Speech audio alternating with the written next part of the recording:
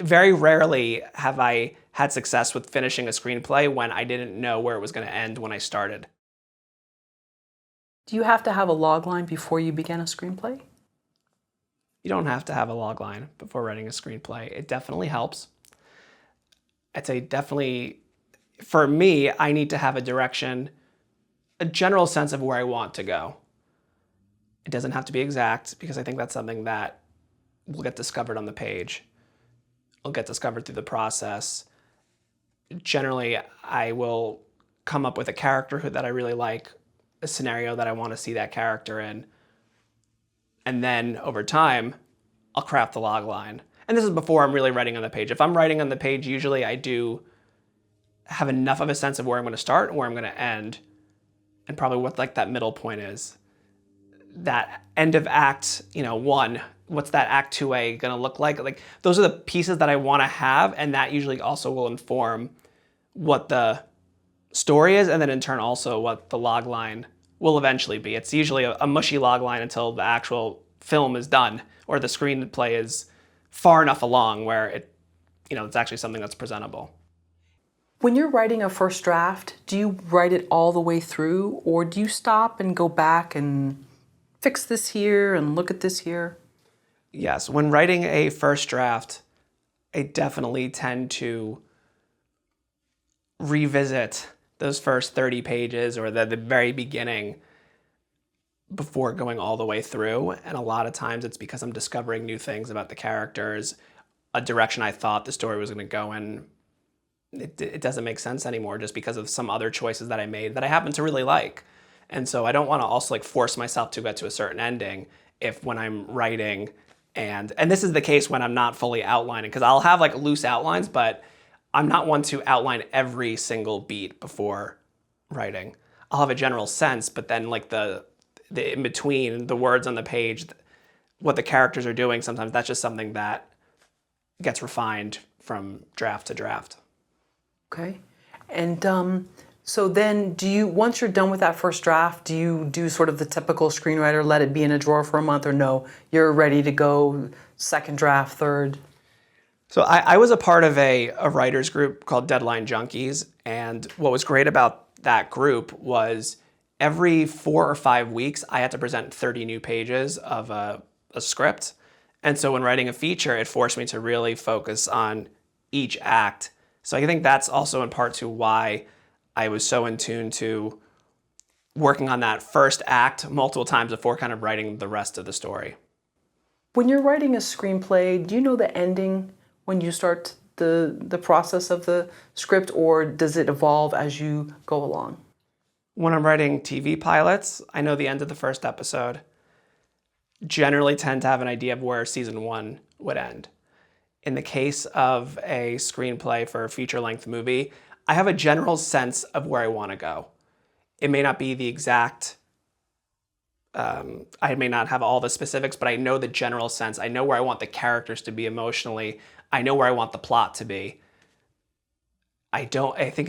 Very rarely have I had success with finishing a screenplay when I didn't know where it was going to end when I started.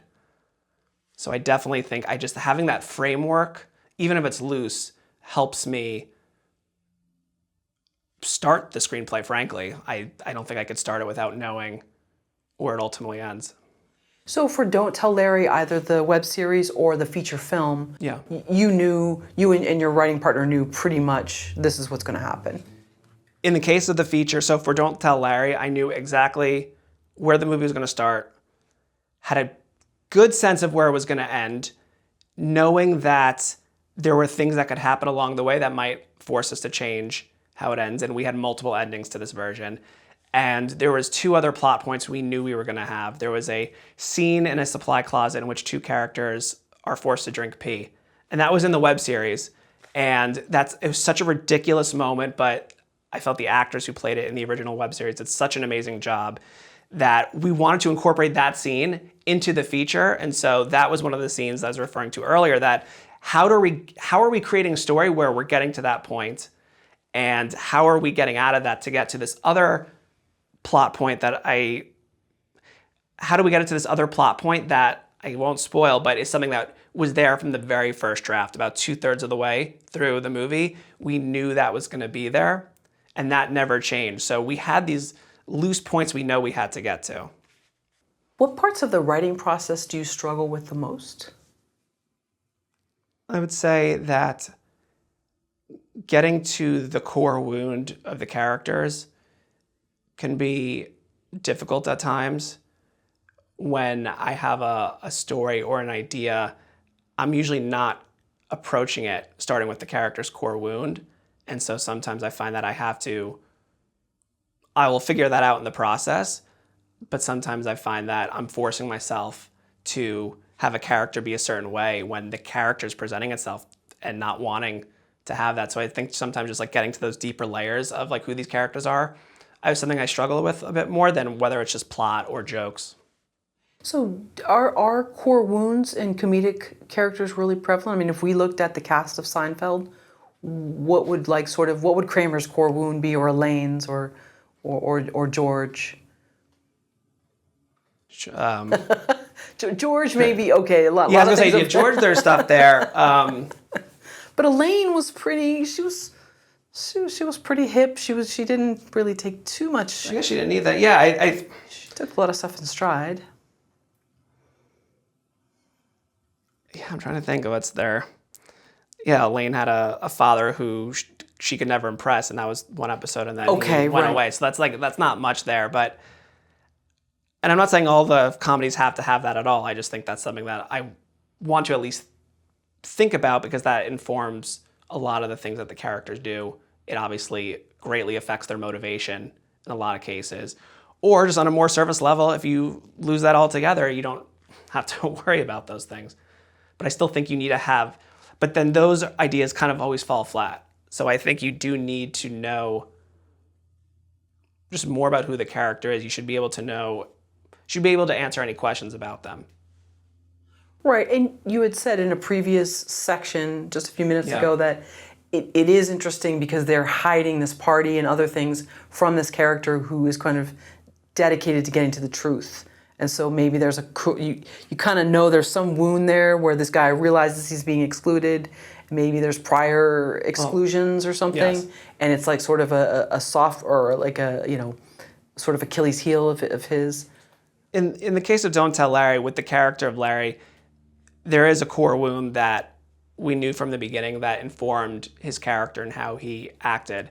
And that was the one thing that didn't really change from draft 1 all the way to draft 20 because there were 20 drafts of this script. Wow.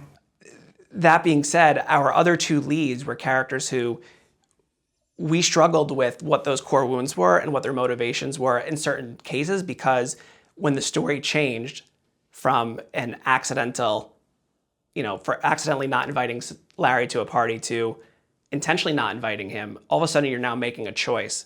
And why is that character making a choice? And that forced you to kind of peel the layers and get deeper into the character. So when there's more intentionality to what they're doing, that's when all of a sudden things were starting to click.